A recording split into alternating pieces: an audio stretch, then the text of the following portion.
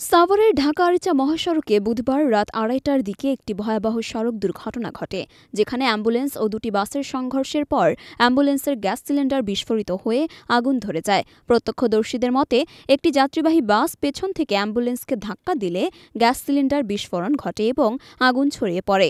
এই আগুন পাশের আরেকটি বাস ও একটি ট্রাকেও ছড়িয়ে পড়ে।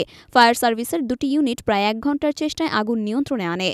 দুর্ঘটনায় অ্যাম্বুলেন্সে থাকা ৪ জন ঘটনাস্থলেই দগ্ধ হয়ে মারা যান। তাদের পরিচয় এখনও নিশ্চিত করা যায়নি।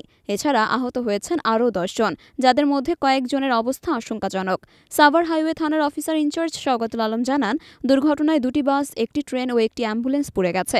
মরদেহগুলো থানায় রাখা হয়েছে এবং আইনি প্রক্রিয়া শেষে পরিবারের কাছে হস্তান্তর করা হবে। এই দুর্ঘটনার ফলে মহাসড়কে কিছু সময়ের জন্য যান চলাচল বন্ধ ছিল, তবে বর্তমানে পরিস্থিতি স্বাভাবিক হয়েছে। সড়ক দুর্ঘটনা এড়াতে গাড়ি চালকদের আরও সতর্কতা অবলম্বন এবং ট্রাফিক নিয়ম মেনে চলার আহ্বান জানিয়েছেন সংশ্লিষ্ট কর্তৃপক্ষ।